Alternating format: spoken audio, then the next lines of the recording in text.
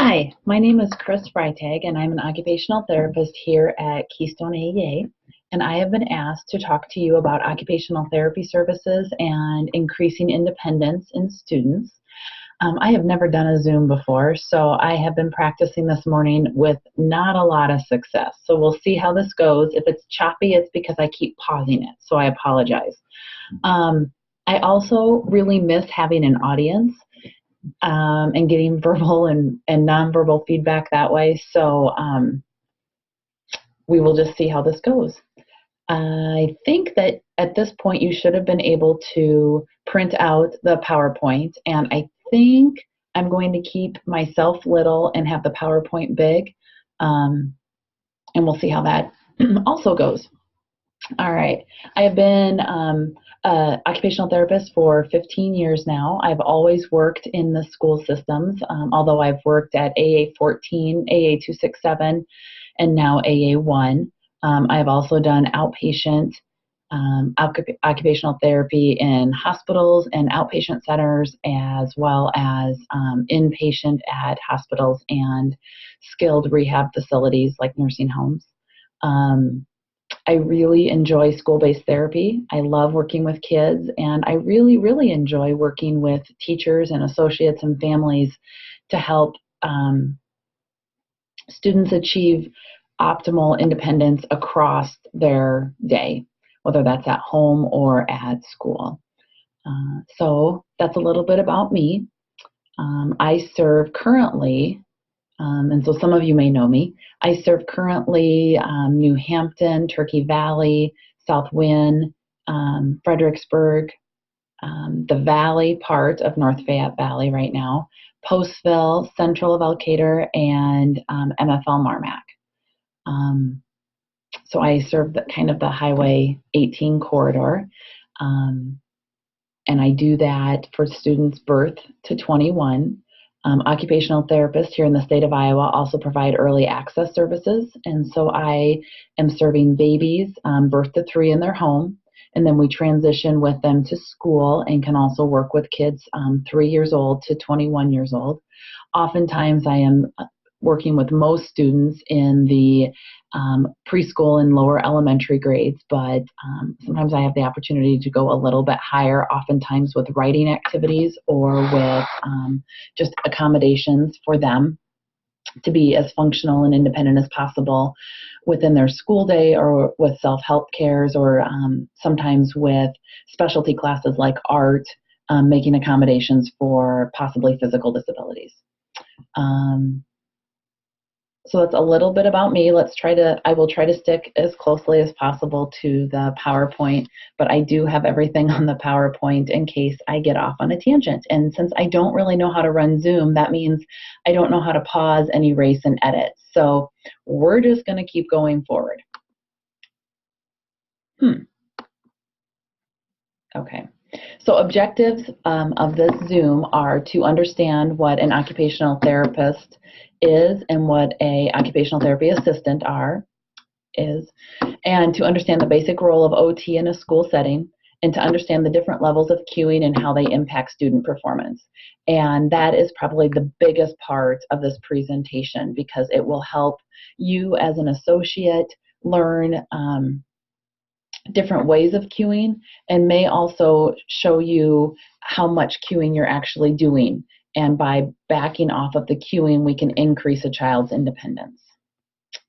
So those are our objectives. Just for those of you that have never had the opportunity to work with or meet an occupational therapist, what is OT? In the simplest terms, an occupational therapist or assistant can help people across the lifespan in things that they want and need to do throughout the therapeutic use of everyday activities. An occupational therapist, actually our profession started back in World War I as rehab nurses that were using crafts as the activity to rehab wounded soldiers. And it required them to problem solve for those people that had had head injuries during the war, to follow directions, to engage and give them something meaningful to do versus just repetitive exercise. We have since morphed into a pretty large profession that serves some very broad areas as well as some very specific areas. For example, there are occupational therapists that have specialized in hand therapy. So if anybody knows somebody that has been injured in their hand or carpal tunnel or a trigger finger, there are therapists out there that have gone for extra schooling to be a certified hand therapist that work to rehab that hand so that the person can get back to doing what they need to do. So it would look different if it was a mom who had had this type of hand injury. Then they might be working on the cooking and cleaning, or how to diaper a baby if the mama still has babies at home, to prevent the injury from happening again. If it is a welder or a mechanic, then it may be figuring out different ergonomic positions to prevent repetitive stress injury to the hand. Likewise, we have therapists that specialize in Neuro Rehab, which would be the brain rehabbing after a stroke, after a traumatic brain injury, for acute as well as chronic. And so those therapists are specializing in working on physically rehabbing, but also the cognitive. You have pediatric therapists that are specializing in the developmental sequence of young children and helping them to be more functional in what their work is. Occupational therapists work on the occupations of a person, and oftentimes we get told or asked, you aren't going to help me find a job, are you?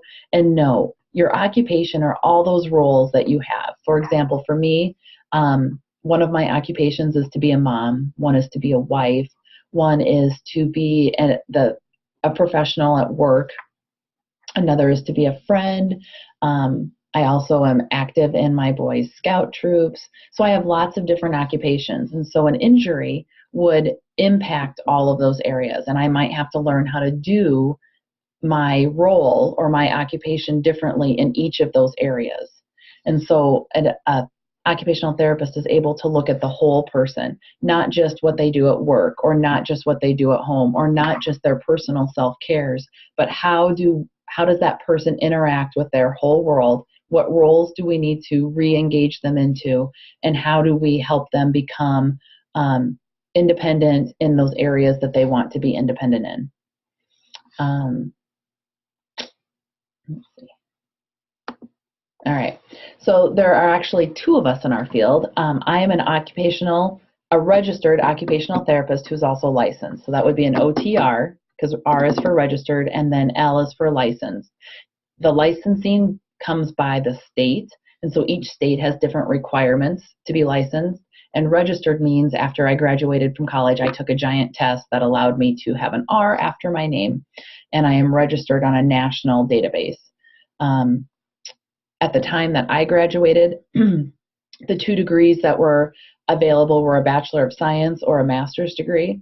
The field has since advanced, and so now you can get a master's degree in occupational therapy, and we have moved forward to also being able to get a doctorate degree. The schooling that we went through focuses on treatment techniques, on different disabilities or different diagnoses, a lot of classes on neurology and neuroanatomy and how the brain impacts development and function. But we also get a lot of information and a lot of training on theory. The idea of promotion of independence, how we want to achieve that. Are we looking at it as a biomechanical approach, which is mostly muscles and strength? Are we looking at it as a model of human occupation? So that would be not so much about the strength, but more about what roles do they have and how is this disability or diagnosis or injury impeding those roles. My position has a lot more paperwork in it, no matter what setting I'm in, versus an assistant position. I am my role is to determine evaluation techniques, evaluation results, and setting up the treatment plans. I have to maintain my license through the state as well as a national board, and I have to take a certain amount of continuing ed every 2 years to maintain that license. So I am continually learning and going back to school and getting that evidence of continuing my practice. The other position that occupational therapy has is a certified occupational therapy assistant who is also licensed. Here in the state of Iowa, we both have to maintain licensure. Again, he or she would need to continue with those continuing ed CEUs every 2 years. The C, or the certification, comes because they took a test at the end of their schooling that earned them that C through the national database. An occupational therapy assistant has attended a 2-year program after high school that involved level 1 and level 2 field works, as well as taking the test at the end and then maintaining continuing ed credits. This profession is responsible for implementing the treatment plans that were created by the OTR, sharing information with the OTR, and then kind of being that front line with teachers and associates because they're in the building more often. And Keystone AEA employs 7 occupational therapists, and we employ 6 certified occupational therapy assistants. And we have us kind of paired off into teams of 2. Where can you find an occupational therapist? We've talked a little bit about this, but we can be school-based, we can be in home health, we can be in hospitals, we can be in outpatient clinics. Occupational therapy is also found in mental health facilities because of our drive for independence, as well as a lot of times treatment for mental illness can include craft-based activity where you are working on all sorts of different cognitive processes, but you are doing it through a hands-on modality. There are also occupational therapists that work in prisons, a lot of times with the mental, in more of that cognitive and mental vein. And then you'll always find us in nursing homes or long-term care facilities. As our population is aging and those baby boomers are coming to an age where they are having more health issues, but also we are seeing a rise of dementia, Alzheimer's related diagnosis, then occupational therapists are getting more and more involved in helping people stay at home longer through accommodations and modifications, through cognitive strategies that we can teach to caregivers to help them. And so it is becoming a larger and larger field for our profession. In the school setting, our job is to serve students whose areas of need impact their educational functioning. So what that means is if a student may have a physical disability, but if it does not impede their educational functioning, then they don't necessarily need the services of an occupational therapist. For example, if the student demonstrates a unique pencil grip, if it is not impeding their function, if they're able to form their letters correctly, if they are not complaining of pain or fatigue, then they probably don't need to be seen by an occupational therapist. And that sometimes is a hard line to draw because everybody just wants to do what's best for the student. But it doesn't necessarily mean that they need the skills of an occupational therapist. Sometimes just ideas are enough, or sometimes the kiddo is doing just fine and really doesn't need any extra support. But an occupational therapist, whether that's a OTR or a CODA, our major belief is that there is a large benefit for the clients to be able to complete tasks as independently as possible. A person's self-esteem is increased, self-advocacy is increased, and the feedback loop is strengthened and confidence is bolstered. We just know that a person feels better about themselves with the less help that they are receiving when they can do things on their own. It's very evident and very true when you look at an adult who has maybe had an accident or a stroke and they don't want help getting dressed. That's a private thing. People would like to be able to do that on their own. It's something that they've probably done for their entire life and they want to get back to it. When you look at kids, if you think about like a 2-year-old who says, I do it, really, as they get older, that attitude doesn't change. You just don't hear the I do it's anymore. But they want to do it on their own. They want to be a big kid, or they want to be a middle schooler. They want to be grown up. And so it is our job to back off and let them have as much independence as possible, possibly by providing some scaffolding and some foundational skills so that they are able to do that. In the school setting, we can look at, an occupational therapist can look at fine motor. We can look at self-help, which at school would include getting dressed. Oftentimes that would be middle school for PE clothes, or it could be after toileting, or it could be if there was an accident and they need to change their clothes. It can also be winter clothes, so snow boots, boots, gloves, hats, codes. We can look at eating. We can look at two areas of eating. The ability to eat, so the oral motor skills, not necessarily the medical part of the swallowing. Oftentimes kiddos may have some struggles with the different types of food or actually their oral intake. But we can also look at utensil usage and their position at the table for eating or the environment for distractibility. We can look at positioning in the classroom, in their chair, on the floor, in the different specials. We can look at writing, which is the pre-writing, so that would be preschool. Actual writing would be early elementary, filling out class assignments. That would include legibility. That would include the thought process, and maybe we are able to identify that it isn't a fine motor issue, but it's more of the processing issue, and then bringing in other team members to help with that. Oftentimes we get pulled in to help with accommodations and modifications as well. We want Susie to be able to reach the pencil sharpener, or we want so-and-so to be able to do this at her desk. Those kinds of things we get called in on. I think we've talked about this a little bit, but I'm just going to go over it again. Here in Iowa, occupational therapists are the ones that serve students birth to 21 in all of the school districts in Iowa. Birth to 3 is served under the early access model, and they are typically served in their homes or another natural environment for a baby.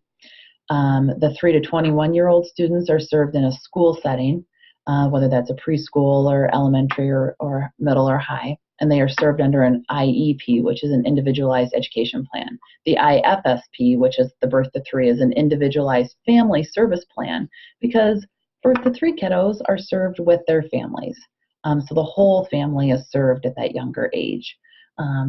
What it means when you look at my week is I'm bouncing between either daycares or homes, then to a school, from older kids to younger kids, from infants to elementary, from teachers to parents.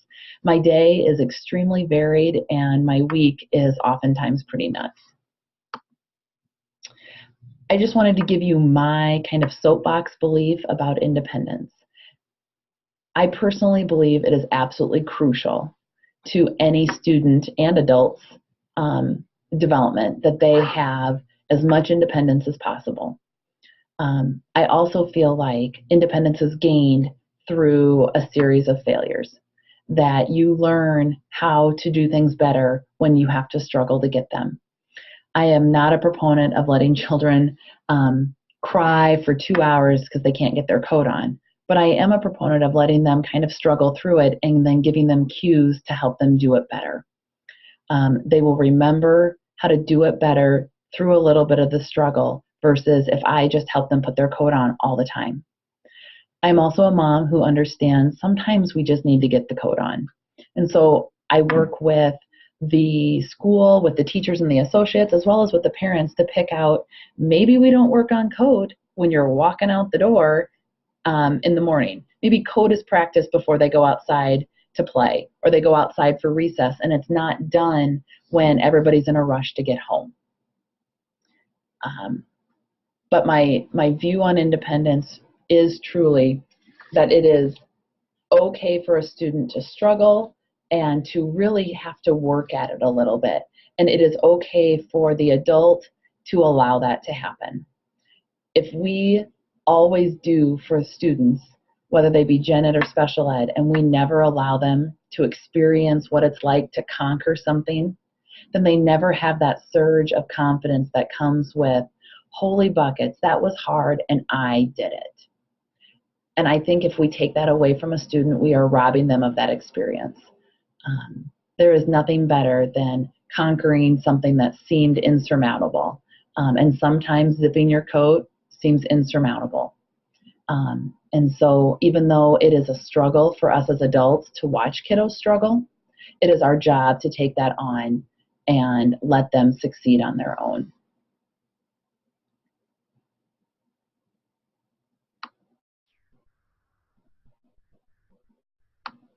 Okay. So let's talk a little bit more about what failure is. And these are some of my favorite quotes. Only those who dare to fail greatly can ever achieve greatly. That's Robert Kennedy. I have not failed. I have just found 10,000 ways that won't work. Thomas Edison. And there is no failure, only feedback. Robert Allen. And by failure, we are not talking about the depth of failure that would cause a child to say, I don't want to do this anymore.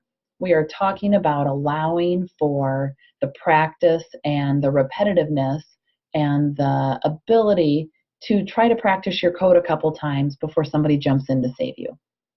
We are talking about giving them the opportunity to self-correct. Does yours match mine? You better check it again.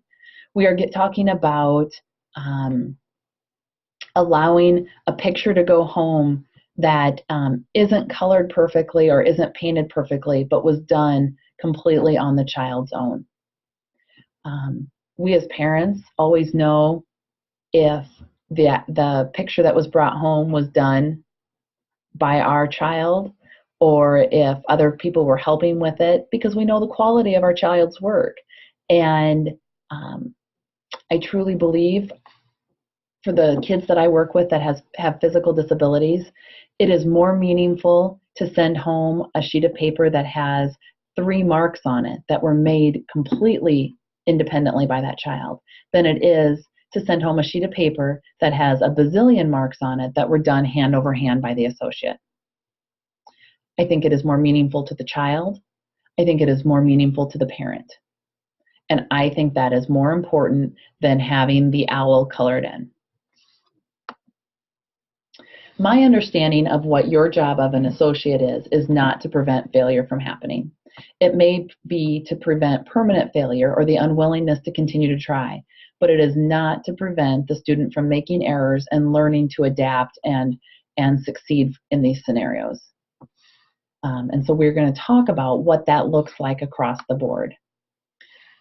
For me, help is not doing the work for the student. It is not coloring the page. It is not telling them what to write. It is not putting their coat on for them. It is not zipping it without allowing them to try first. It is not telling them every single step of hand washing so that they can get through the task.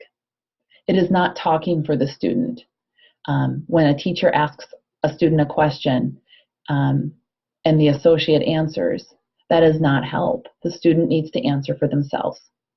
It is not allowing the student to experience learning. Part of school is to get work done, but part of school is also to learn and learn from those experiences. It is not always the output, but it is also the journey. Help is also not treating the student differently from the expectations of the teacher and the IEP team. Oftentimes I see students in special ed being held to a higher standard than what we would even expect from gen ed students. And that is not the goal either. The goal is they have to perform the same expectations of their peers, but it may be with different cueing, different modifications, a different assignment, but they are still held to a set of expectations. Just in terms of some verbiage that I would like to point out, one of my, when you get to do a Zoom for 2 hours, you get to share some of your pet peeves and your soapboxes, and this is just one of them. The first point is that you and the student that you serve are not a we. I hear this a lot. We just got back from the bathroom. We are going to do the work now. We need some help. You know what? You two are independent people, and it is the student who just got back from the restroom. It is the student who has work to do. It is the student who needs some help and who needs to ask for that help. So I would just ask that you consider your words. I understand it is a semantical issue. I understand that I might get argued with that is not a big deal. But ultimately, our job is to work ourselves out of one. I never worry too much about that because there are always going to be kids who need help. And so if we the adults can keep in our mind that our job is to work ourselves out of one, we never want to link ourselves as a we to that student. It is the student's responsibility to step up and do more of the work. It is the adult's responsibility to sit on their hands or keep their mouth shut and step back and allow that to happen. We are always trying to support that baby bird to get out of the nest. I think the other thing that I would like to point out in terms of talking would be talking in front of the student. When another teacher comes in or another professional from Keystone, whether it be a therapist or a core team member, that sharing what has happened that day or how frustrating the day has been, or whatever it is, should not be talked about in front of the student. You may encourage the student to ask that person for some help, or this is what I was seeing today, and addressing it in a very professional and positive manner. But if there are frustrations or concerns or a rundown of how the day went, that needs to be shared outside of the classroom or away from the student. It has been in my 15 years of practice, I have watched multiple conversations that should not have happened in front of students happen in front of students, and I am 100% sure that those students know that they are being talked about, that adults are not happy with them, that they are being essentially ratted out, and their performance is then different. And so I would just really encourage that any conversation about a student happens not around the student. All right, so let's now get into independence through cueing. And I think this is one of the hardest things to practice. And so I hope that over the course of the next, let's see, what are we at? Over the course of the next hour and a half, we are able to really touch on some of these issues that you're able to think about, having worked with some students, and you are able to walk away going, ooh, I really need to think about my physical cueing, or I really need to not use as much verbal cueing as I do. I would challenge you to really look at how you interact with students and see if there's one that you are really comfortable with and one that you're not, or one that you maybe need to practice more on. So physical cueing is touching the student to give them information about the task. That might be a tap on the shoulder to get them back on track. That might be touching the hand that you want them to use to pick up the pencil with. That might be touching their thumb to bring their thumb up for cutting. That might be touching their ankle so they know which one to move forward, or touching their back so that they sit up straighter into the position that they need to be in. That might be tapping the book to get them to look at it, or pointing, touching their arm and pointing to the board. You know, it is some sort of touch cue. It does not have to be a full hand, but anytime that you are interacting with the student by touching part of their body to get them to complete the task. Verbal cueing would be talking to the student to give them information about the task. So please go get your coat, put your coat on, zip your coat, giving them the directions through hand washing. Go get, Chris, go get Molly, go get your book. What's next? What do you need to do? Those kind of cues are all considered verbal cues. And then visual cueing might be pointing, might be highlighting, might be using pictures, but it's a way of giving the student information through their eyes about the task. So those are the three different kinds of cueing, and now we are going to break those down a little bit more. There are continuums for these types of cueing that go from dependent, which means the student doesn't do anything and the adult does it all the way through independent, where the student does it all and the adult doesn't need to provide any sort of cueing. And then there's multiple steps in between.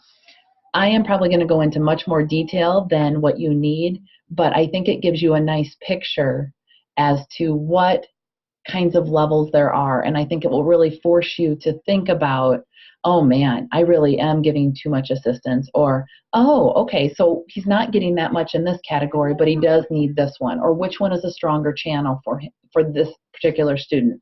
And I think that's the kind of information when it comes to talking to the teacher that you work with, or sharing information with a core team member, that when you are able to be pretty specific about how much help you're giving, then you're able to report accurately and the student can get as much help as they actually need. All right, so we're going to talk about just in general the different types of cueing. So independent cueing, the adult must use a cueing 100% of the time, or the student can't do anything without that assistance. Maximum is 75 to 99% of the time. Moderate would be about half of the time or a little bit more, so 50 to 75. Minimum is a quarter of the time to half. Occasional is 0 to a quarter of the time. So if you think about if they're going to read for an hour, they might only need one cue during that whole hour to be redirected to whatever, or whatever type of cueing it is. Supervision in the world of therapy would be less than 1%. The adult is there to supervise and to make sure that the task goes well, may not need to say anything, may need to. Oftentimes just the presence is enough to keep the child or the client on task. Setup means they need to have stuff prepped and then they can do the task themselves. So if you are familiar with workstations or a picture schedule, that would be considered setup, because an adult has come in and prepped the work or prepped the schedule, and then the student is able to work with it after it's already set up. And then independent, true independence requires no assistance, no accommodation, or any type of cueing. So when we are documenting, if we have to set up the task, then the student is not, I cannot say, Chris is independent, period. I would need to qualify that and say, Chris is independent after the task is set up. And the reason that semantics is important is because if in the morning and it's time for recess, independent means I walk away and that student does it completely on their own. Independent after setup means I, as the adult, might grab all of their clothes and put them on their circle so that they can get dressed there, and then they're fine. But if I left it hanging on the hook, the student may not be able to manage all the craziness that happens in a kindergarten room along the hooks. Okay, so there is a difference. They might need minimum to moderate cueing if I leave all of their stuff over on the hooks because it's too loud, it's too busy, they're watching everybody else, they might get bumped and get mad. But they are independent with setup if I, as the adult, bring their stuff over to the circle. Or perhaps the setup is the picture schedule saying, grab your stuff and take it to the circle. Okay? So there's a difference, and that difference is important, is a different level of cueing that is necessary. And if our goal is to make the student independent, then we need that step in there that sends them over to the circle to do their work. Okay? So it is not about isolating them. It is about giving them the best foundation from which they can start. And that's why it's important. Because when we go to document progress, we're able to say, they started out the school year needing maximum assist or needing assist 3 out of 4 sessions.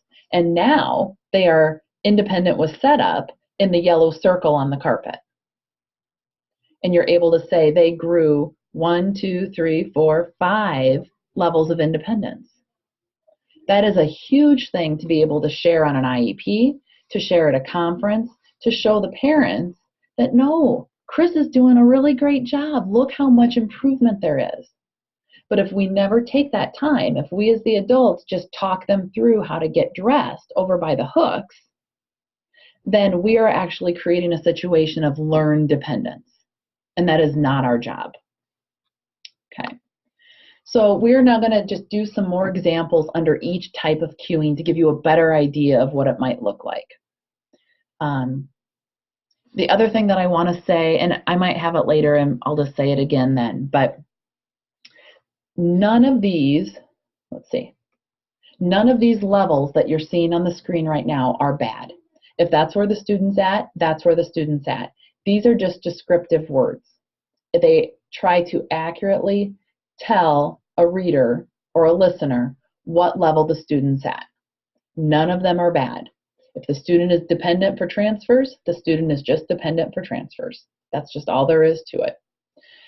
However, it does give us a couple different pieces of information. It allows us to know, perhaps in the description it might say why they're dependent.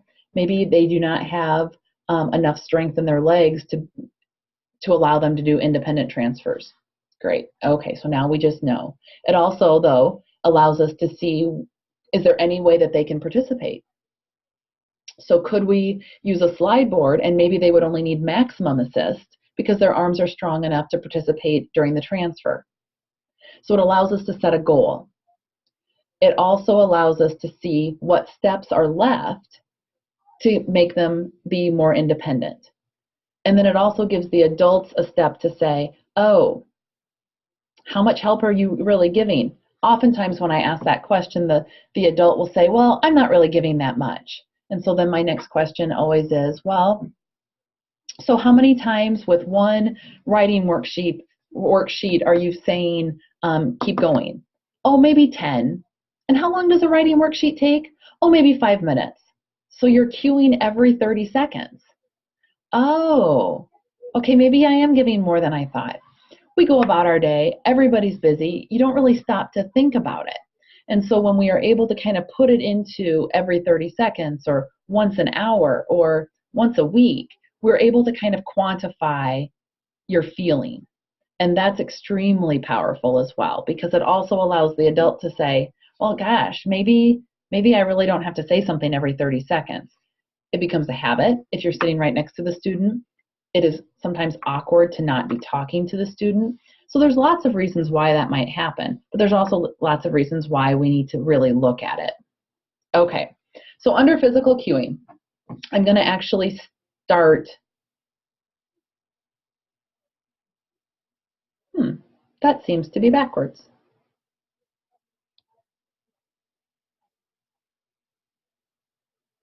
Okay, let's go back here and see what happens when I click this button. Isn't that interesting? Okay.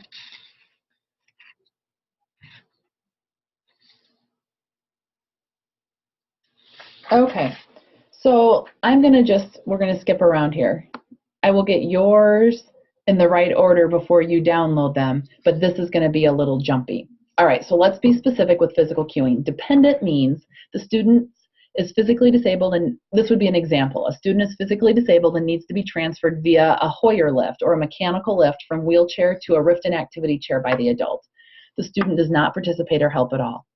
For younger children, that might mean it is a 1 or 2 person transfer, but the student is not participating. They aren't using their arms to push up. They aren't leaning forward. It is truly a dependent transfer. Under physical cueing for maximum assist, the student might be learning how to make a circle, and the therapist is using hand-over-hand support, otherwise referred to as HOH, from the start. So if they started at the top at noon, and then they went around the circle to 3 o'clock, and then down to 6, the therapist might let go of the child's hand, and then the child finishes it the rest of the way. So they might have support from essentially noon to 3, 3 to 6, 6 to 9, and then the therapist brings their hand off and the child's able to finish it. That would be another type of maximum cueing. There's lots of examples under maximum cueing when you look at transfers as well, better described by a physical therapist, but it might be using a slide board and the student is using their upper body and the physical therapist or the adult is helping to move their lower body. So it is just providing, they're not doing everything, but the adult is still doing most of the work. All right, let's see. Okay, so moderate cueing would be 50 to 74% of the time. So when you're doing that same example of drawing the circle, then the adult's hand would come off of the student's hand around that 6 o'clock or halfway through the circle, and the student would finish on their own. Sometimes I might have a dot at the top and only half of the circle highlighted, and then they trace on mine and then they finish it as a way to step from physical to visual cueing. So we might do hand over hand for the yellow, and then when the yellow stops, so does Miss Chris's hand.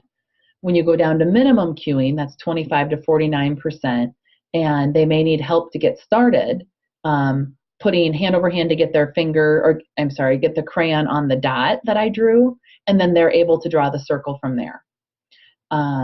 Occasional cueing might be hand over hand to get the crayon in their hand. That's enough to get them started. It might be I have to maybe touch their elbow to get that arm to kind of initiate that movement, or maybe it's a reach situation that we're working on, or it might be touching their hand that I want them to put into the coat first. It's kind of a jump start cue.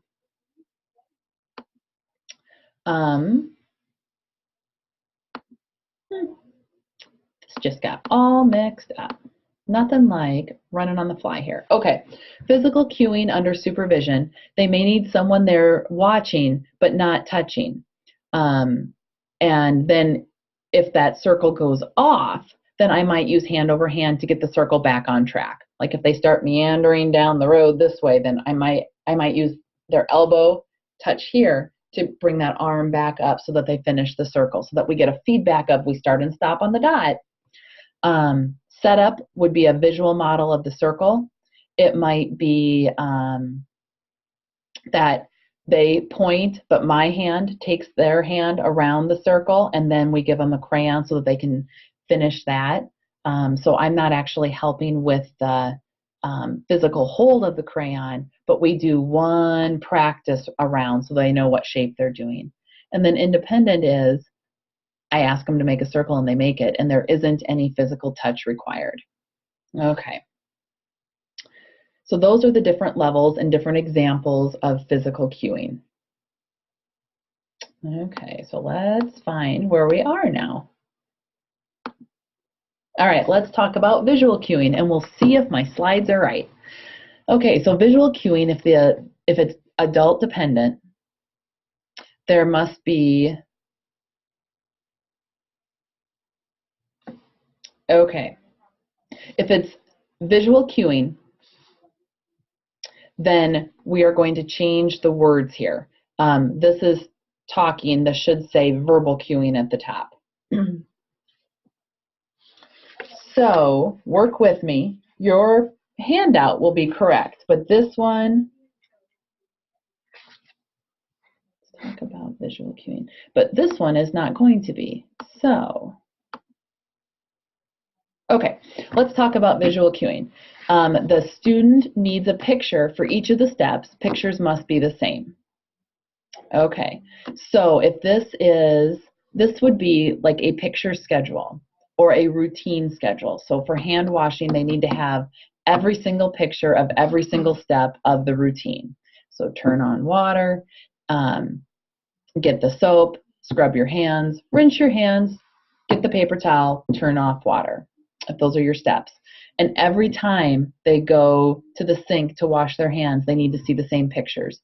They cannot have board maker pictures in the bathroom and Google image pictures in the special ed room and hand-drawn pictures in the gen ed room. Can't be, nope, nope, nope. If they are dependent on one set of pictures, then everybody needs to use that same one. Under maximum cueing, they may need to be shown the picture cue for most of the steps. Oftentimes what happens is they start out dependent. We have every single step laid out for them, but maybe they only look at it for the first couple steps, or they look at it for the last couple steps because they've mastered the first part. And so sometimes we can start blending those steps together, or maybe we don't even have to show them all of it. Okay.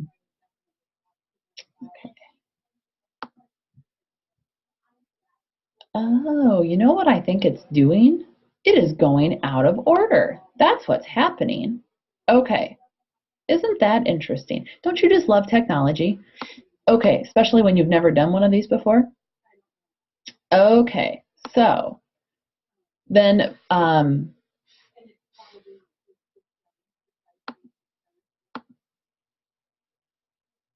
okay, so let us back up since it's making things into crazy order. So we were talking about visual cueing with the pictures. So then visual cueing at a moderate level would be maybe only needing a picture out for half of the time, or showing the picture for only half of the activity, or needing that visual reminder for half of that activity. Verbal cueing.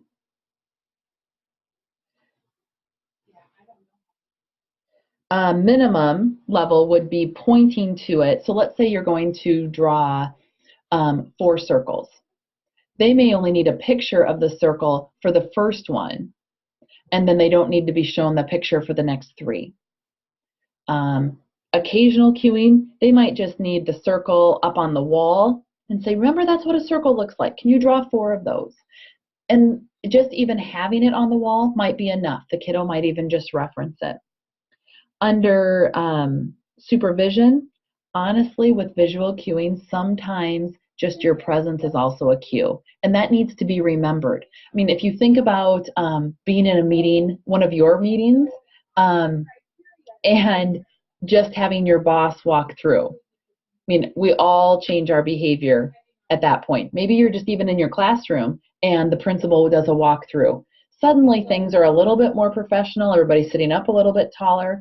Just the presence of a person can be a visual cue. So remember that. It doesn't even have to be a board maker picture.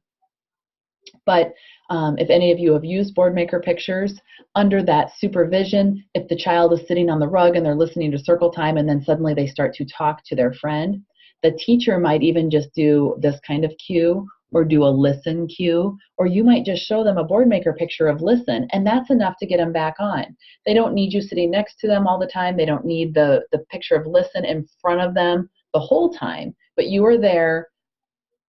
And if it goes off the rail a little bit, then you're providing some supervision or some support that way. Under setup, it might be that they have a picture of a circle at the top of their worksheet and then 4 boxes underneath. So there's their visual model, there's the 4 boxes. They are given a direction to draw 4 circles, but that's all they need. They don't need any more help than that. And then under independent, they're given a direction and they do it. They don't need any extra help. All right, so we are going to talk about verbal cueing. And verbal cueing, I think, is one of the hardest ones to control because we as humans are just talkers. And so dependent verbal cueing is when the adult is doing a lot of talking. Like the student might be hand washing and they are saying, okay, turn on the water, turn it on a little bit more. Okay, now get your hands wet, stick them all the way in. All right, now get soap, remember to scrub between your fingers, scrub on the back of your hand. Oh, get your right hand a little bit more. All right, rinse them off. Oh, you missed some soap, get the rest of that soap. Check your fingers, do you have any more on your fingers? All right, now it's time to get a paper towel. Remember, you only get 3 pumps. Oh, only 3 pumps, gotta remember that. Dry the backs of your hands. Okay, do the backs of your hands. Now turn the water off. Ooh, don't touch the faucet. Use the paper towel to turn the water off. Now where does that paper towel go? Do you see the garbage can? There you go. Put it in the garbage can. Okay, turn the lights off. Let's go. That is a ton of verbal cueing. It may be necessary for some kids. My personal thought on verbal cueing, even at a dependent level, should be short, sweet, and not a lot of chatter.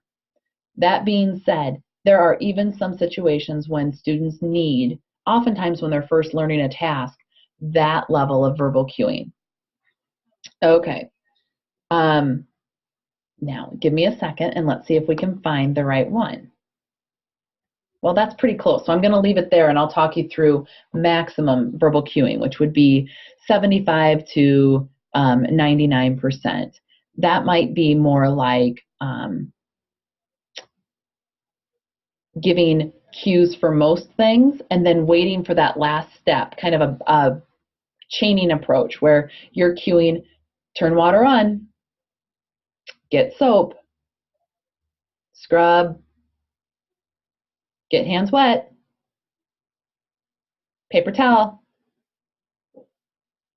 turn water off, and then you just wait and see if they figure out to throw that paper towel away. So, or maybe you could even stop and at the paper towel and see if they would turn the water and turn the water off and throw the paper towel away. So it's providing most of the cues, but it is not providing all of them. Moderate cueing, this is just all screwy. Huh, who would have thought? Okay, so here's what we're gonna do. I think I can do this. Nope, I went away. Sorry about that. Let's stop sharing and just come back to me for a minute. All right, so moderate verbal cueing would be only giving directions half of the time. So maybe when they are making a circle, or maybe let's do, since we've used circle a lot, let's go to making the letter H. So on the first time they're doing the letter H for practice, you might still say, big line down, frog jump to the top, big line down, little line across the middle. Then on the second H out of 6 that they have to make, you might be saying those same cues. By the third time, maybe you're just saying, okay, start at the top at the smiley face, big line down.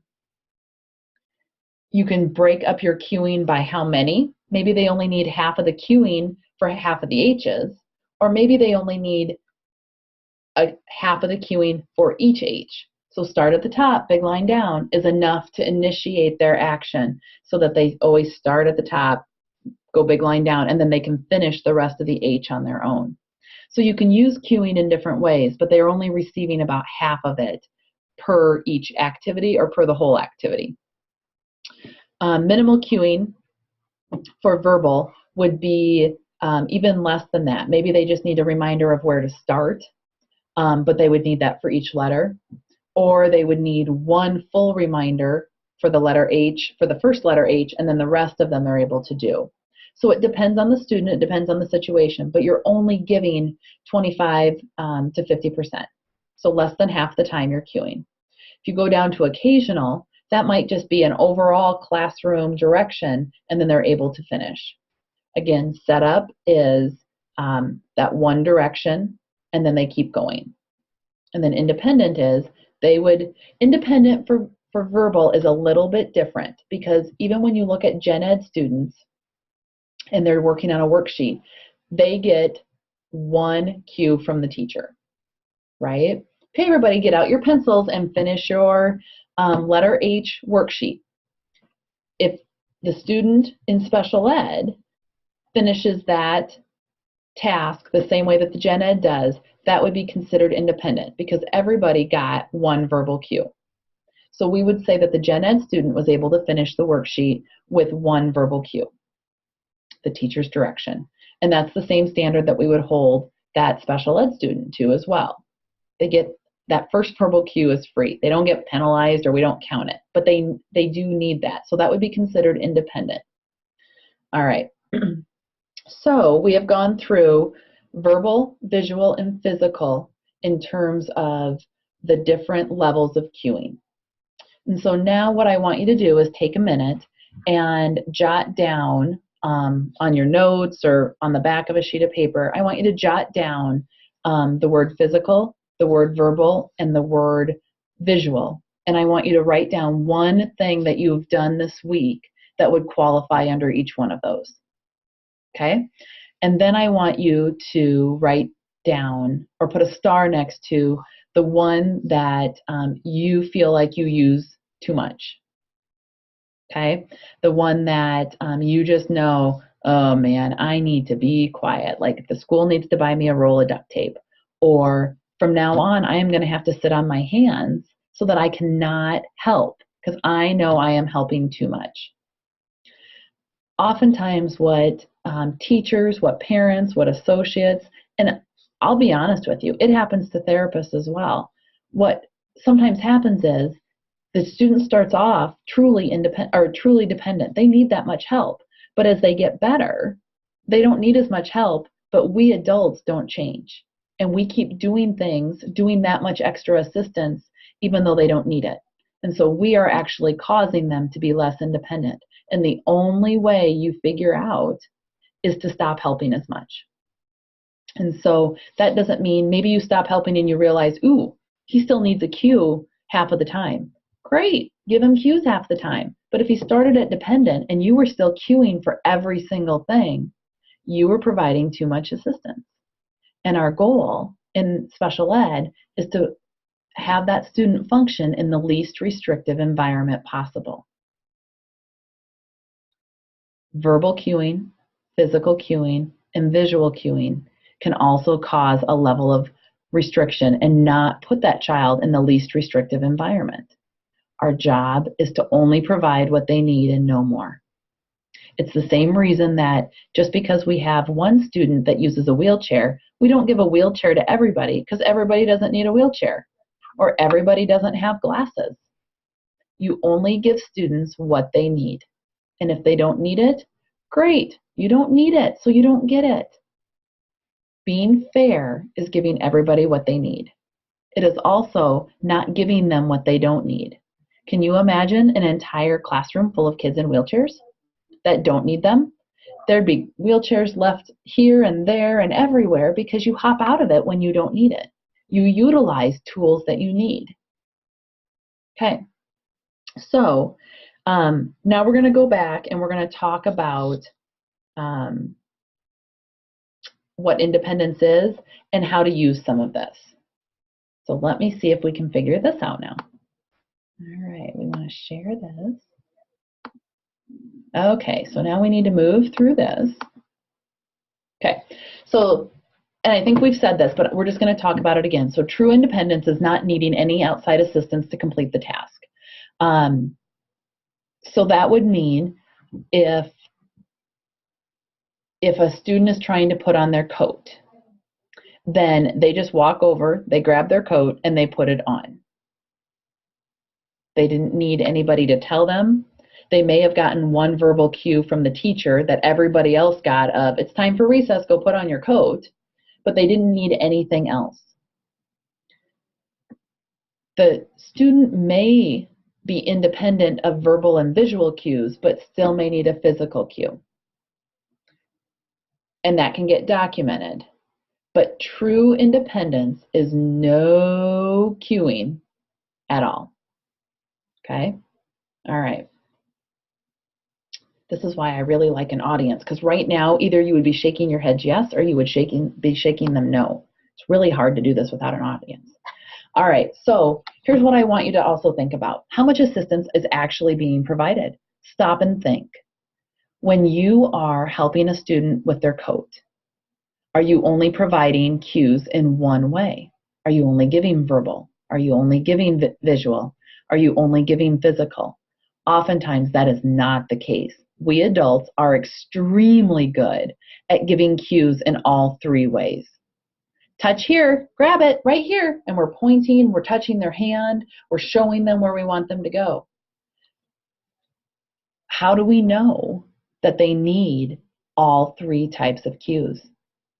And stop and think about it. How overwhelming is it to receive information through your eyes, through your ears, and through your body all at the same time? You're having to multi-step all of the input coming in as well as what you're trying to output.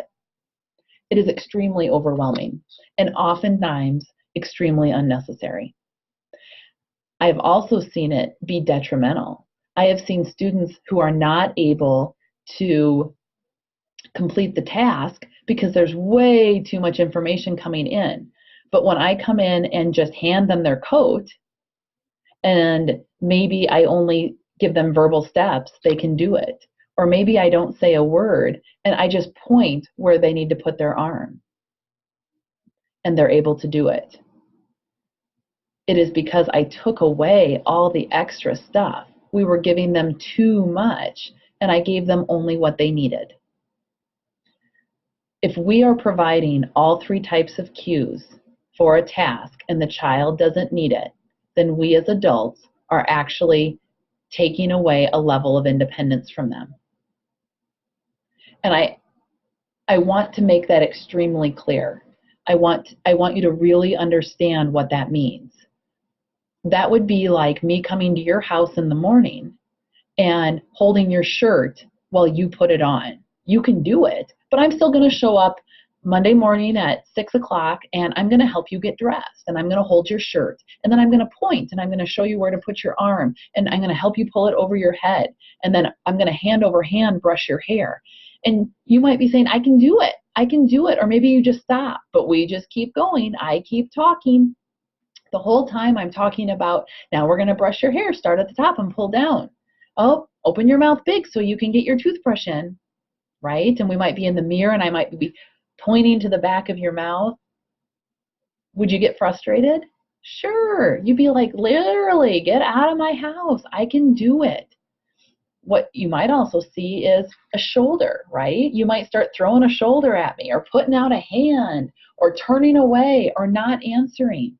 Have you ever seen those behaviors in the students that you work with? And we start attributing those behaviors to, he doesn't know how, he doesn't want to, he's refusing. Really? Are you positive? Or are you chirping too much or pointing too much or touching too much that you are causing behaviors? I don't know. I don't know the students you work with. I don't know the situation. I do know that I've seen it many times in my own practice. I've even been a cause of it. Heavens to Betsy, when you're a therapist, it probably happens more times than I even realize. But the more you have an awareness for cueing, the more you go, oh, that might have been me. I might have caused him to get mad because I was talking too much, because I touched and I shouldn't have, because he just didn't need that much help. It is super important. It is super, super important. I don't even think I can stress how important it is. It is our job to help produce independent students. And if you are talking, pointing, or touching too much, you are not doing your job. Okay? So I want you to watch this video with me. We're just going to watch a couple minutes of it. And I want you to start thinking about, right here in your little PowerPoint box, I want you to write down what kinds of cueing do you see? What level of cueing is being offered? And let's keep our fingers crossed that this link works. Yay! Okay.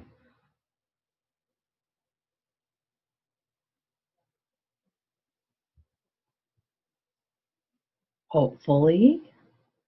The story is the most common question this time of year. What is the winter going to be like? It's important because that's what people are talking about. Hey everybody, how you doing? My name is Benjamin Allen and I'm here for Perzitos.com. I'm hanging out with my buddy Ryan and my girl Charlize. How you guys feeling today? Good. Very good. We're here at IDA Hollywood where some of the biggest stars train, and we are going to teach you a really fun routine that you can do in your living room, at home. Parents do it with your kids, kids do it with your parents. Grab your grandmother, your dog, anybody who loves to dance. Just follow us. We're going to make it really easy and show off your own personality, alright? Let's hit this music.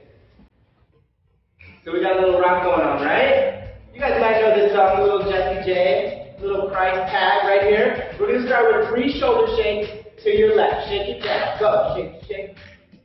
Hey. Shake, shake. Shake, shake. Nice. So as you can see, when you start feeling comfortable with it, you can add a little rock to it. You can add some arms to it. Pick up that foot. Yes. All we want is 3, 2, 1. 3, 2, 1. Now we're going to step left, right, behind. We're going to go look. Step, step, shake, look, and shake. And shake it to the, yes. And shake it to the, this is the chorus right here. We're going to wave left, right. Money, money, money. Shake it down, up. Give me 2 dots to your left. We want to make the world dance. So follow us right here. Do that one more time. Wave. So we got a little rock going on, right? You guys might know this song, Little Jessie J, little price tag right here. We're going to start with 3 shoulder shakes to your left. Shake it down. Go. Shake, shake. Hey. Shake, shake. Shake, shake. Nice. So as you can see, when you start feeling comfortable with it, you can add a little rock to it. You can add some arms to it. Pick up that foot. Yes. All we want is 3, 2, 1.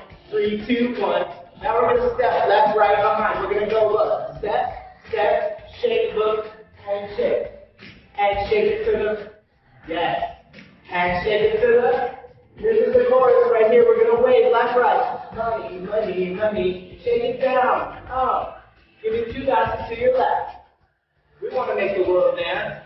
So follow us right here. Do that one more time. Wave. Hey. Shake it down. Up. Give me 2 bounces to your left, to your right. Let's take it back to those shoulder shakes, yes? Now that you know what we're doing, I want you at home to add a little bit more into it. Nice. Come on, give me one more time. We're going to take shake. Watch it out for 2 minutes. What I want you to notice now. Come on, feel it out at home. Let's take those steps over to your left. Go. Left, right, everybody look. Step, everybody look. Right. Nice, you guys. Look it up. Let's take it to the chorus, please. To the left, right. Break it down. Hup, hup. So we got a little rock going on, right? You guys might know this song, little Jesse J, little price tag right here. We're going to start with 3 shoulder shakes to your left. Shake it down. Go. Shake, shake. Hey. Shake, shake. Shake, shake. Nice. So as you can see, when you start feeling comfortable with it, you can add a little rock to it. You can add some arms to it. Pick up that foot. Yes. All we want is 3, 2, 1. 3, 2, 1. Now we're going to step left, right, behind. We're going to go look. Step, step, shake, look, and shake. And shake it to the, yes. And shake it to the, this is the chorus right here. We're going to wave left, right. Money, money, money. Shake it down. Up. Give me 2 bounces to your left. We want to make the world dance. So follow us right here. Do that one more time. Wave. Hey. Shake it down. Up. Give me 2 bounces to your left, to your right. Let's take it back to those shoulder shakes, yes? Now that you know what we're doing, I want you at home to add a little bit more into it. Nice. Come on, give me one more time. We're going to take shake. Watch it out for 2 minutes. What I want you to notice now. Come on, feel it out at home. Let's take those steps over to your left. Go. Left, right, everybody look. Step, step, everybody look. Right. Nice, you guys. Look it up. Let's take it to the chorus, please. To the left, right. Break it down. Hup, hup. 2 bounces. A lot. This is what we want to do. We want to make the world dance. Side, side, side. Hup, hup. Way more visual. Take it down. Hey, hey. Oh, no. There it is. All right. Awesome. So I'm interested in knowing, and of course I can't know because you're on the other end of this, watching this probably in your pajamas when I'm sitting here and it's cold in this office and I can't have a conversation with you, and that absolutely drives me nuts. But I'm hoping what you saw was no physical cueing, that you saw a ton of verbal and visual. Probably the best for that was the visual, what he was doing with his own body. And then he added his verbal on top. Heavy at the beginning, lighter at the end. Okay, so he changed his cueing as his expectation was that we were getting better dancing at home. All right.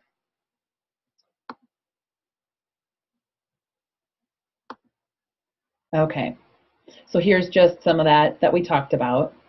All right, so this is another video that we are going to watch. We're going to watch it for about 1.5 minutes.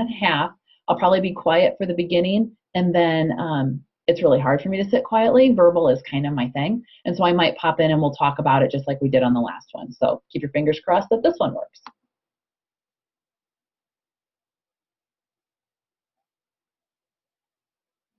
Children flip for flip crayons, the double-sided crayons for little hands that promote proper grip. Flipping the crayons to change colors is a fun and developmentally appropriate way for young learners to develop fine motor skills. And what's the name of this animal? Elephant. Elephant. Would you like to color the elephant? There you go. Whoa. There you go. And what other color would you use for your elephant? You're going to put some red on it. There goes that elephant. There you go. Nice coloring.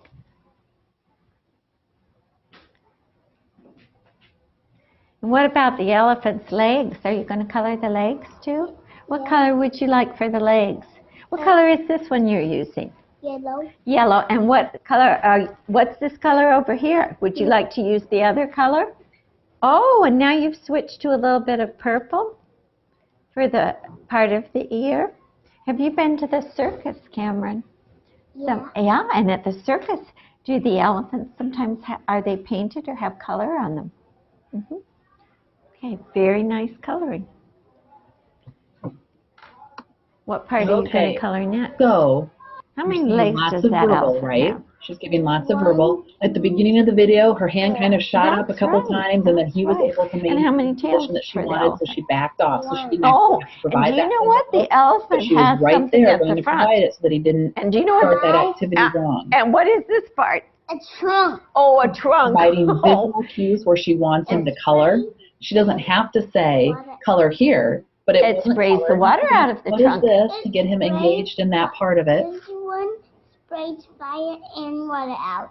Right, and do you know what that trunk is used for? Watering plants. And something else, do you know what? When the elephant eats, picks up the food with the trunk and puts it into the mouth. About the different colors. Does the elephant pick up the food with its those in feet? his hand. No.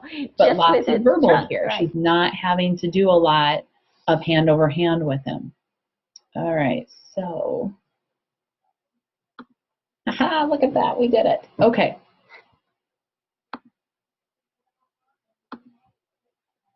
All right, so we talked about those. We've already talked several times about learned dependence, but if you can't tell, it's a pretty big deal to me, so we're going to just talk about it another time here. If you are constantly doing more and cueing for a student, you're teaching them that they don't need to manage those skills. You're teaching them to rely on you as an adult and that they are not self-sufficient. And I know that that is not what your intent is, nor what education wants to do. But if we become unaware of what is happening, it can so easily slip away and happen to us. Again, your job is to teach those students how to live without you. You're trying to work yourself out of a job, and that is such a great thing. To always have that in the front of your mind. Do they really need my help to do this? What would happen if I sat back here? Maybe I don't have to be in their line of sight. Maybe I can sit behind them. Maybe I can be up walking around the room, but always checking in on them, always walking down their row. Maybe I sit on my hands so that I don't point and only then let my hand out from underneath my leg when they actually start to struggle. So lots and lots of those things that you really have to be aware of. Your job is kind of like, somebody told me once that you have to be like a duck. And I think it's, she is actually a presenter on, or presenter for techniques for adults with Jolene Wilson. That's her name. I believe that's right. I'll have to double check that for you. But she's a presenter for adults with Alzheimer's and how to work with them. And she always tells caregivers that you need to be like a duck, that you need to be calm on the surface, and then underneath the surface, your feet are paddling like this because you're always trying to stay ahead of the people that you're working with. And I think being an associate is a lot like that as well. You're constantly needing to think about, do I need to be quiet? Do I need to talk more? Do I need to help his hand? Do I need to not help his hand? What do I need to do? How do I support this child? But on the outside, you're sitting there like, dude, I got this. This is no big deal. And so really, I want you to act like a duck. I want you to look calm on the surface, and I want you to be always thinking a step ahead. How much does he need help? How much does she need help? When do I need to be quiet?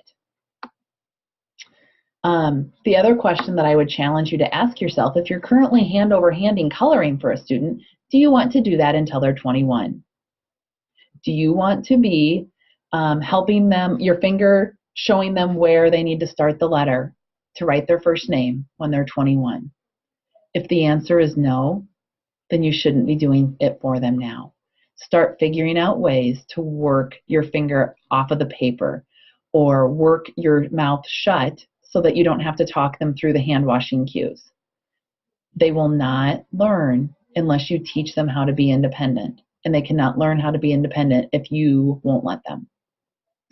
I oftentimes will say to parents as well as associates and teachers, oh, great, I didn't realize, but you must be going to college with them. Everybody's like, well, no, I'm not going to do that. Oh, yes, you are, because you taught them that you have to be there. And I understand that you may be sitting in your pajamas right now watching this and rolling your eyes, but that's truly the case. If you want these children to be independent, then you have to start teaching them how to do that now. When they turn 18 or they turn 21 and they leave our system, they don't automatically know how to do this. They have to be taught, and they are taught as we start to back out and provide the correct support. Okay. I think it is at least worth talking about that it is just semantics. I know, but it is matter. Why do I have to monitor my words and actions? You do, and this is why. It is not always the destination, it's the journey. It's what they learn as they work through some of those struggles. It is what they learn as they practice, as they do it without your help, as you are a supporter and a cheerer and not a participant. It is important that they enjoy and learn from the journey, and it's not just about getting stuff done. All right. It's also about us being able to document progress. Let's say that Bobby needs to be able to complete the task of coloring the picture, but she struggles to get her coloring work done and keep her eyes on her paper. If the associate says over and over, keep coloring, and pointing to the work, even though Bobby might be holding the crayon, tell me, when the OT asks, can Bobby color the paper on her own, and the associate answers yes, is that accurate? How would you answer if I came in and that was the situation? Can she color it on her own? Oftentimes I'm told yes, but when I step back and watch, that's not the truth. There wouldn't be a single mark on the paper by Bobby if somebody wasn't giving all that extra cueing. And why that's important is that's how I gather information for an evaluation. If you tell me Bobby can color on her own, and I double check that with different people, then I don't write a goal for that. Or I don't write that down that she needs moderate to maximum assist for verbal because she doesn't know how to use the crayon, because I get told she can do it on her own. So it impacts qualification for special ed. It impacts what I tell parents about the child's progress. It impacts what I write down on the IEP for progress. It is that important.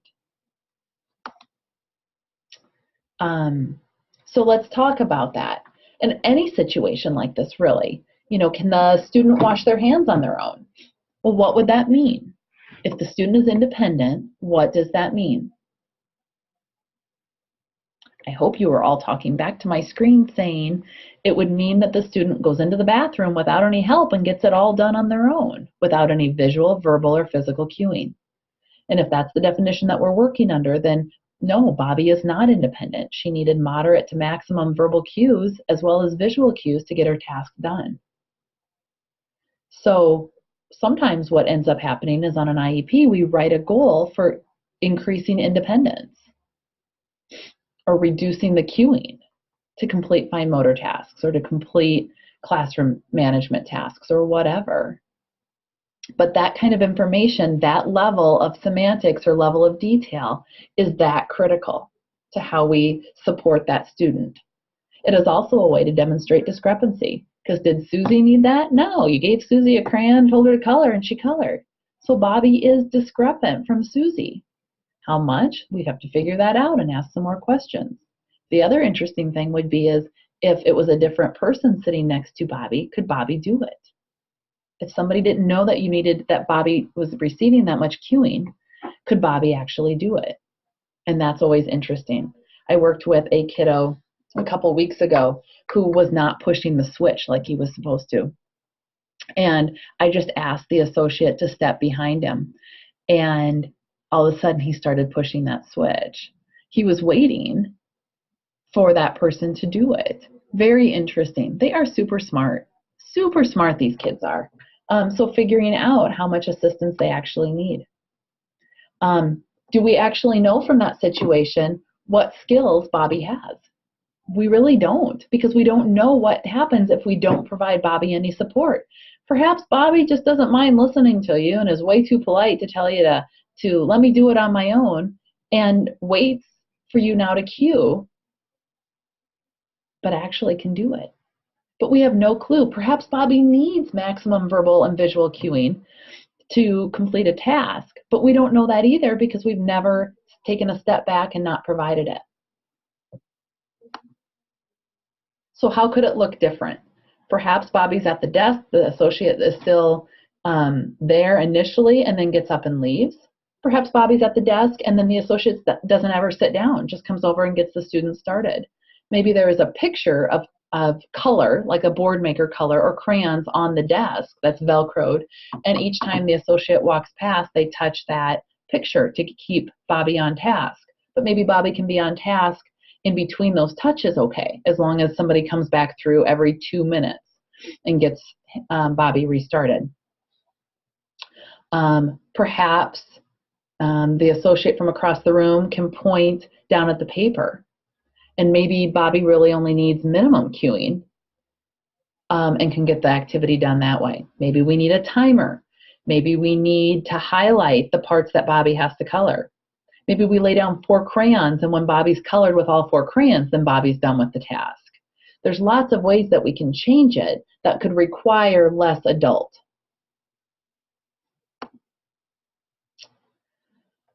I don't think anybody would argue with me that physical cueing is the most invasive and the most restrictive, meaning it just has the most adult interaction and adult contact. There is debate and discussion about whether verbal or visual cueing is the most restrictive, which one is the next most restrictive.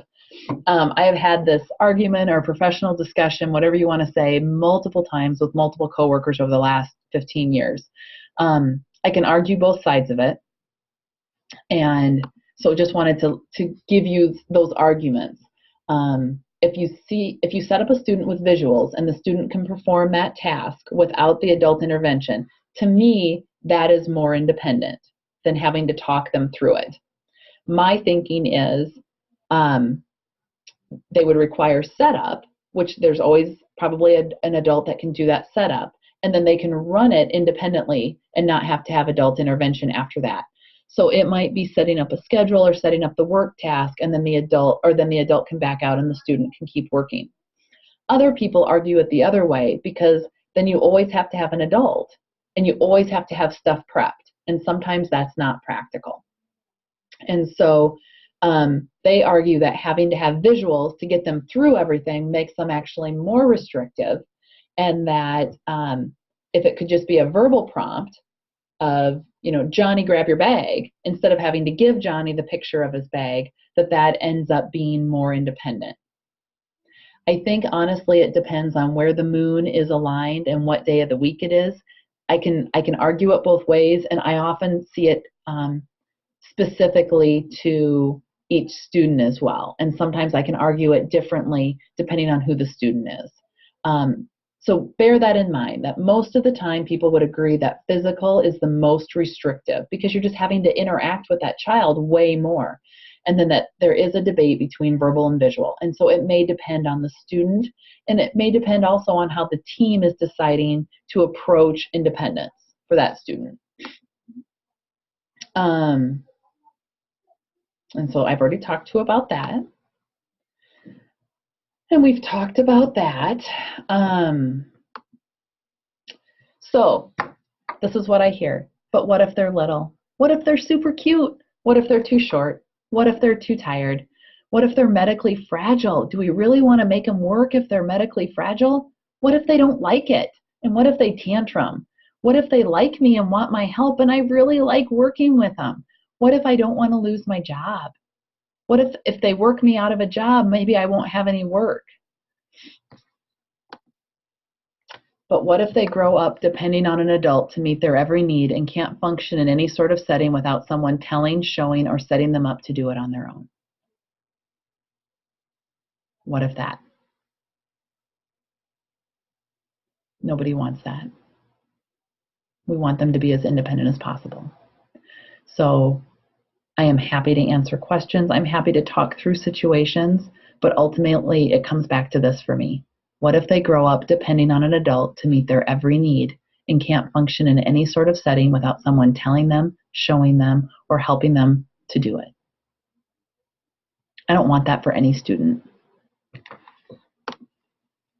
Our job is to work ourselves out of one. Our job is to return kids to more and more general ed settings and lessen the need for special ed. Our job is to provide the least restrictive special ed environment as possible. That's our job. That is what the federal government tells us that we are supposed to do. And I promise there will always be a child for you to serve. But please, work yourself out of a job. Make that your mission, to cut back on your level of assistance, to assume they have the capability, and to provide when you find out that they might need more help. I understand the reality that some kiddos will receive special ed services until they're 21. They will not be working us out of a complete job. Those are the kiddos that I work with. But what can they work me out of? If they learn to push the button on their own, then I don't have to. If they learn to turn the pages of a book, then I don't have to turn those pages. If they learn to answer yes/no questions, then I don't have to guess what they need. If they learn to push themselves down the hallway in their wheelchair by pushing their wheels, then I don't have to push them. If they learn to ask for help, then I don't have to guess. If they learn to say hi to somebody, I don't have to prompt them. If they learn how to play with another student, I don't have to be their playmate. If they learn how to be as independent as possible, then I don't have to do everything for them. My philosophy is I believe a student can and will do something until they show me that they can't and we need to alter the task. I always assume that they have the ability to do it. I remember when I was in school, I had a teacher that started the first day of every class that we had with her telling us that we all had A's. And it was our job to maintain them. But we were starting with an A. We didn't have to earn it. It's a much different philosophy to work under than assuming that you have to earn your A.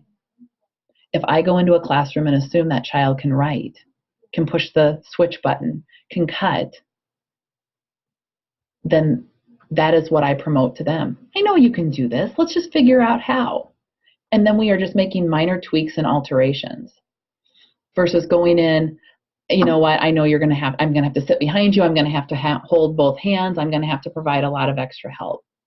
What a different mindset to assume competence and then support when you see a need versus assuming incompetence and having to figure out when to back off. I always err on the side of assuming whatever it is possible, than guessing that it is not. I also expect us to set our goals high. Children and adults will rise to the expectations that we set for them, so raise them up. They can do it. They may need some help along the way, but we need to assume that they have the ability. So my job today is not to give you a ton of extra strategies because I don't know who your students are and what their special uniquenesses are. And nor do I know what the other occupational therapists that you are working with have given you. But I didn't want you to leave a session with an occupational therapist without having at least a few new little tricks that you might want to use, whether that be with your own kids at home or with somebody that you work with. My biggest job was to make you aware of what OT was, what an occupational therapist and an occupational therapy assistant were, the basic tenets of how to support their independence through the use of cueing or not using cueing. Okay, that being said, I always defer to what your occupational therapist has already told you. I know each of the therapists that work for Keystone. They are excellent therapists, and they are probably already in seeing your kids. Nothing that I tell you on this video should change anything that they have asked of you, okay? So that being said, use the tools that the teacher or therapist has already given you for a student. Don't forget to get them out, or we were too busy, or he doesn't really like it. They gave them to you for a reason. If you need to be shown how to use them again, just ask. But on the same vein, if something is a struggle, if it's not working, if it's taking more of your words to help, does it take extra time, does it make huge modeling? That kind of feedback coming back to a therapist is often enough for us to go, oh, well, I should have probably done this, or let's change it this way. But if you just stop using it because it doesn't work, and then tell us it doesn't work, we can't change anything because we don't know why it doesn't work. We are a profession that works best when we use activity analysis, when we step-by-step task out or step out an activity. In school, we all had to break down activities by each muscle that was used. Which muscle contracts, which muscle relax when you bring your toothbrush up to your mouth. So we had to do that for every muscle that controls the fingers, the thumb, the palm, the wrist, the elbow, the shoulder, internal and external rotation. We were breaking things down to a muscle contraction level. We are really good at it. We are also really good at identifying where that breakdown is and what to do about it. Do we want to remediate it? Which means, do we want to make it better, stronger? Do we want to reteach it or give them a compensatory strategy? Or do we just want to change the task? But if we don't know why it's not working because somebody decided not to use the tool, we can't do anything. We just are stuck. And oftentimes we'll say, well, we need you to use it, and then let us know where it's not working. Does he not even want to touch it? Does he not hold it right? Does he get too tired after only 2 or 3 strokes? We need that information and that feedback. Under fine motor, demonstration works really well. Oftentimes, kids don't want you touching their hands. Oftentimes, when you're doing itty-bitty little fine work of the hand, it's too hard to do a physical cue because your hand gets in the way. Verbal just gets overwhelming. I get very tired, and I get pretty overstimulated when I hear people chatting at me. So I do better by modeling and using super simple phrasing. So if I want somebody to get something out of the palm of their hand, I might say, push it up to your fingers with your thumb. And then I show them. You're going to want to do it at the same time. Have them watch you first, and then you both will do it at the same time so they can kind of figure out what their thumb should be doing on that task. And then you need to be quiet and let them try. And that means they are trying more than once or twice. Give them a few trials. Let it drop out of their hand. Maybe you show them again without any words. It is really important. We don't want them to try to the level of frustration and tears, but we want to let them try more than 2 times. I mean, stop and think how long it took you to learn how to ride a bike, or how long it took you to make your cursive letters, or if you've ever tried yoga or Pilates, or lifting weights or kettlebell or dancing. How long does it take you to learn a new motor plan? Over and over and over and over and over. It is not easy. It is not instant. So be quiet and let them practice. And then when you give them feedback, quit using the words good job. They are empty. They don't really mean anything. Tell them what you saw. I liked how your thumb was working to push that crayon. I liked how you pinched it between your thumb and your index finger. I liked how the rest of your fingers were tucked into your palm. I loved how your thumb was on top being the boss when you were cutting. It was so awesome when I watched you flip your coat over your head just like we practiced. Give them specific feedback because then you close the loop. Then they understand that what their body did and felt was accurate. It gave them the results they wanted. And sometimes they need you to point that out. But that doesn't mean you have to talk the whole time. You wait till they get done, until they have stopped concentrating on one thing so that they can listen to your words. Visual motor, that is the eyeballs and the hands working together, oftentimes drawing and writing. Again, be specific in your feedback. Be specific in your directions. Your direction should be the words that the teacher's using. If the teacher gives you a set of words, whether that be out of Handwriting Without Tears or Zaner Bloser or the words from the OT, then those are the words you need to use. Do not vary from the words. Consider this. If I am going to teach you to do the box step in dancing, and I first tell you, right foot, step to the right, slide together, step to the front, slide together, step to the left, slide together, step to the back, slide together. Okay? That's the first night of teaching. Then about an hour later, that's the first time of the night that I teach you. So let's say that's at 6. Then at 6:20, I use a different song, but now I also change the words. So now I say, go this way, slide, go this way, slide, go this way, slide, go this way, slide. Huh, that's different words. That's cueing differently. Which way is this way? Which way is that way? I have no idea.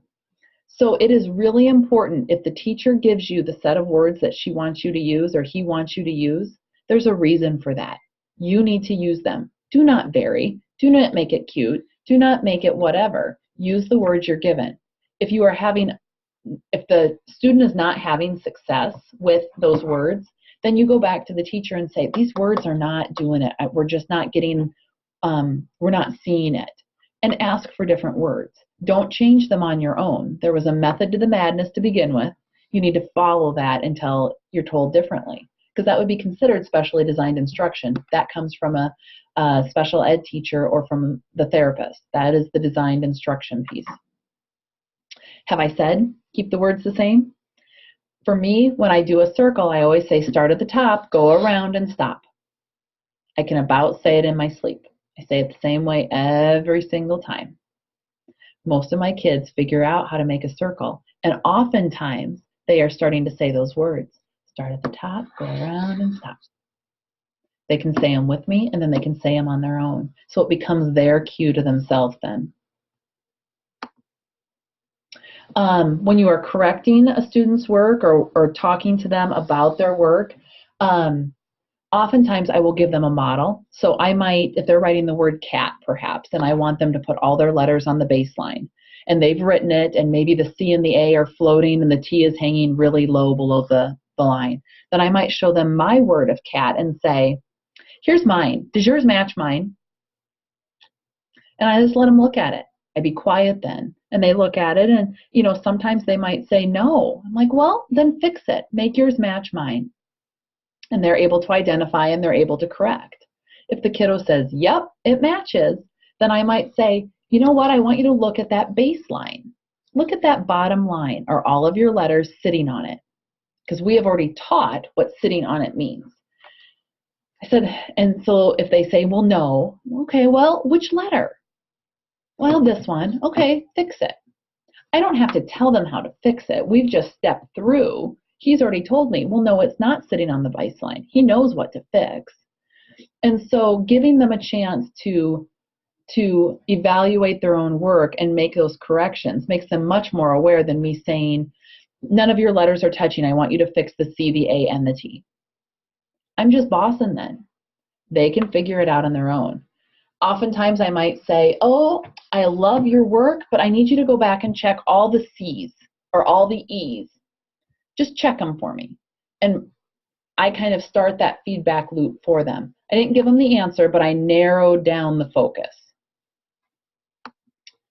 Under self-help, my biggest strategy and selection and tip for you is to wait. And wait. And wait. And wait. Do you get it? You need to stop and wait. If you give a direction, then you need to be quiet and wait. Let them have some time to figure it out. Give them some time to process. See what is happening. Self-help is tricky because you aren't exactly sure what mom has taught them at home. So it's really important that the teacher be in touch with parents to see if they've already started some sort of cueing or what words do they say at home that you can maybe use at school. Remember, we want all the words to be the same. Or if you guys figure out words that work at school, for the love of Pete, share them with the parents at home. Look, he can put on his own coat. These are the words that we say.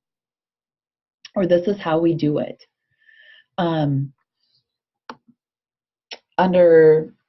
When you look at a student putting on their snow pants, don't talk to them. Hand them their snow pants and see what they do. Give them some time.